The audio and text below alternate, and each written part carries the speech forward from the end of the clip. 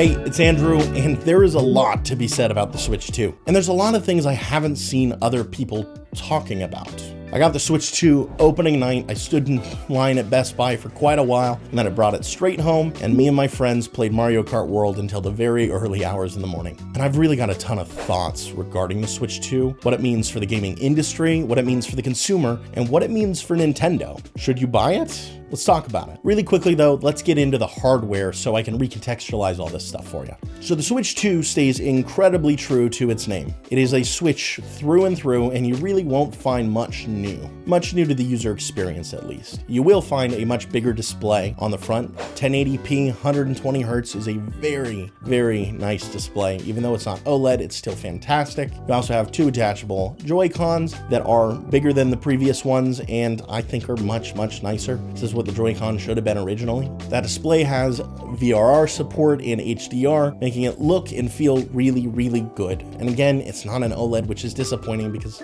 OLED is just fantastic, but because of the pixels per inch, how beautiful and bright this display is, I'm still having an incredible time on it, and I don't really miss the OLED that much, but I will probably get the Switch 2 OLED when it comes out in a couple years. But either way, the display is crisp, it's beautiful, it's not an OLED, but it is fantastic and definitely does the job. Speakers are also new and way, way better than the original. These things are big and loud and sound fantastic, and I really like them. Those bigger Joy-Cons come with bigger sticks, bigger buttons, better feeling triggers, better feeling bumpers, and this time around, instead of being a sliding rail to put them on and take them off, they are magnets. And before you ask, yes, you can yank a Joy-Con off without hitting the button to push it away from the magnet, but you have to put your back into it, and I doubt anybody's going to be doing it accidentally. The sticks are not Hall effect sticks though, so Joy-Con drift could be a problem. I haven't heard anything and I haven't experienced it myself, so hopefully Nintendo does not make the same mistake twice. Besides that, it's all normal stuff. Volume buttons, headphone jack, USB-C on the top and the bottom this time around, which is great so you can charge from either side depending on how you're holding your Switch, and connect accessories to the top when it's docked. And then the micro SD slot on this guy is a micro SD Express slot, so you can utilize much faster external storage along with the 256 gigabyte internal drive. And that's the hardware.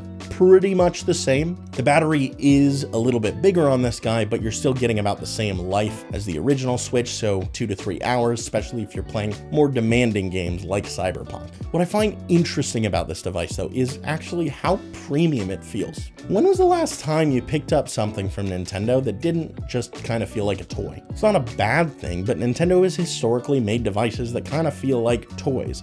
Makes them friendly, makes them accessible, and makes them pretty easy to give to kids without worrying about them. But this is the first time I've ever picked up something from Nintendo and thought, wow, this feels like a premium tech product, and it's better for the price. The finish feels really nice to touch, the weight is really centralized and feels good and dense. Joy-Cons don't creak and have a little bit of give on the rails since they're magnets now. This thing is beautiful and it feels premium, and that's pretty awesome, especially considering this is one of the first times Nintendo has ever done a system that is a little bit more powerful than you'd expect. I don't know if I've ever heard Nintendo talk about modern specs when releasing a console. When we were on 1080p, they were talking about 720p. When we're on 4K, they were like, hey, we finally have 1080p. This thing can do 4K when docked and attached to a TV, and that's pretty awesome. For better or worse, they've always gotten away with having lesser tech in their systems, and we were all kind of okay with it because their first-party games were just so damn fun. The system feels a little bit different though. Last time around, when you had an Xbox or a PlayStation, you might also buy a Switch because they were cheap and accessible. You could get one on the lowest end for $200 brand new with a Switch Lite, and then you had a side little handheld device that you can go and play your Pokemon on, you can play Mario Kart, all the games you're not getting on your PlayStation and Xbox. This time around though, it seems like Nintendo wants to be a bit more competitive with your PlayStation. They want all the third-party games. They want that 120 Hz display. It seems like they want me to play all the brand new big AAA games that are coming out on the Switch too.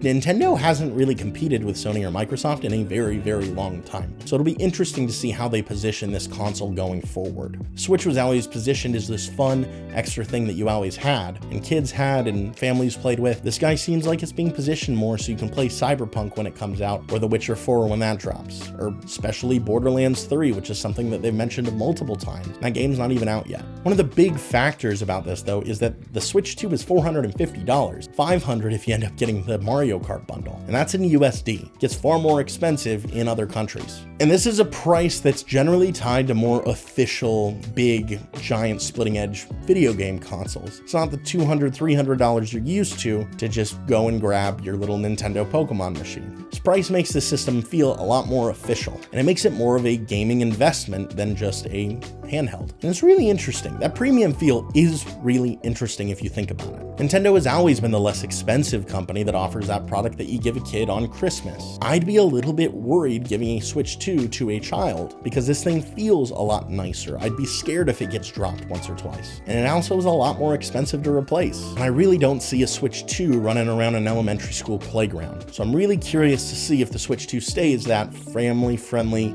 Christmas console, or if it gets positioned at a different audience. Something also that has happened since 2017 when the original Switch launched is the advent of handheld gaming PCs. And as someone who has pretty much used every single mainstream handheld gaming PC and done videos on pretty much all of them, I couldn't help but notice that all of those handheld PCs took a ton of inspiration from the original Switch, and the Switch 2 seems to be taking a ton of inspiration from all of these PC handhelds. The Switch 2 isn't just competing with Xbox and PlayStation. It's now got to compete with Valve, Lenovo, ROG.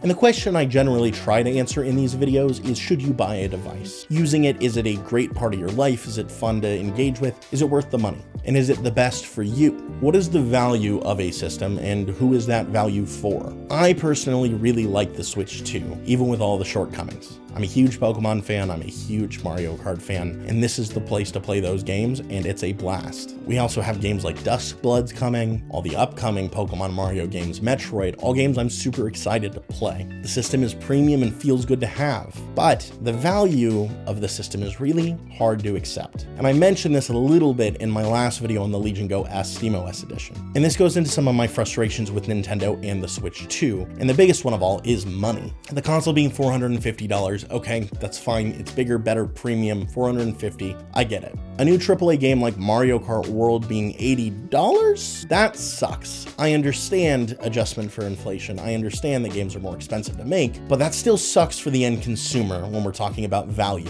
It's also going to set a precedent for companies being able to push price. So Activision, EA, they're already announcing games like the new NBA games that are going to be $80. The new Call of Duty, you bet your ass is going to be $80, if not $90, because why not? And again, these are big experiences. They're expensive to make. Inflation is a big thing. I get it. But Nintendo Switch Welcome Tour being $10? A game that's literally an ad for the system I already purchased? Zelda games that I already spent $70 and $60 for, costing an additional cost or a subscription service just to play at reasonable resolutions and frame rates now? Everything that I can ever want to do that seems like it should be normal costs money on this system. Everywhere you look, Nintendo will charge you more money to do something on this system, and that just feels bad. You also have things that just are not even better. My girlfriend wanted to start a new island in Animal Crossing, but guess what? It's the exact same game. No better performance, resolution, frames, anything. If I went and pirated that game and put it on a $300 LCD Steam Deck and plugged it into my TV, I could play it in 4K with uncapped frame rates. Why is Nintendo purposely making it so I can't play old Switch games that I already own in higher resolutions or frame rates, when I could do that on the Steam Deck through an emulator already? Why is Nintendo charging me money to play some of the games that I already own in higher frame rates and resolutions? And why is Nintendo making that option, that upgrade, free on another subset of games? It just seems incredibly anti-consumer. You're being gated from playing certain things in a certain way, you're being charged to play things in a certain way, and then you're being handed it out free in certain games. There's no really rhyme or reason to it, and it doesn't feel like Nintendo really cares this time around about the consumer. Not that they ever really did, and it just feels like Nintendo is trying to suck as much money as humanly possible out of their users, and they're bottlenecking experiences to do it, and that just sucks. Especially for about the same price when you can go purchase a handheld handheld PC have same console experience through like SteamOS, and then you have the added value of having a PC and no subscriptions for multiplayer, and you can freely use Discord, and games are significantly cheaper and run better at higher frame rates and will when you upgrade systems in the future. All of that value is included on other products. The only difference is they don't have Mario Kart or Pokemon without needing to pirate them and emulate them. And it's incredibly frustrating as a consumer. And if you aren't already super into Nintendo's first-party lineup of games, then I wouldn't recommend the Switch 2 at all, because there's so many better options. If you're a diehard Pokemon, Mario fan, Zelda fan, this really is the system you kind of have to get though. And all that being said, it's still a good system. I like it. It feels good to play, and I will be keeping mine. Unfortunately, Nintendo has me by the balls, and I will be playing every single Pokemon release on day one. If you love Nintendo games and you just have a ton of fun with that stuff, the value is already here, because it plays Nintendo games and it does it well most of the time. And there is something to be said about the fact that most Nintendo games are still coming out on the Switch 1 as well. So unless you really want a modern gaming experience like I do and a lot of tech people do, you can just keep the Switch 1 or a Switch OLED and play these new games as they come out. But if you want a better gaming experience with a little better fidelity, you're gonna have to pay for it. And it might feel bad, but I don't think you'll really be that disappointed, because at the end of the day, it is still a really nice system and it's a lot of fun to play these games. But hey, that's all for today. Please do subscribe. I've got a lot of awesome stuff coming down the pipeline. Comment your thoughts on the Switch 2. If you don't have anything to comment, consider dropping an emoji into the comments, because it helps out with the engagement of the video. I'm on the road to 10K subs, and I'd really love for you guys to be a part of that with me. So I will see you guys next time, and hey, thank you so much for watching. Peace.